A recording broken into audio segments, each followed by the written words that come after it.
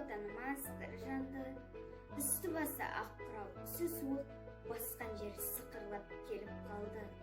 Демалысы үскірік аязбек қар, кәрі құдан қыс келіп әлек салды.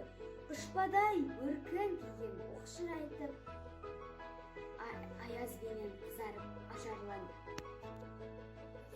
Сұр болып сез суық қаптайды аспан, күз болып дымқыл тұман жерді басқан. Білмеймін тоңғаныма, тойғаныма, жасыл шөп, бәйшешек жоқ бұрынғыдай. Жастар күлмес, жүгірмес бала шулай. Қайыршы шал кемпірдей тісі кетіп, жапырағынан айырылған ағаш қурай.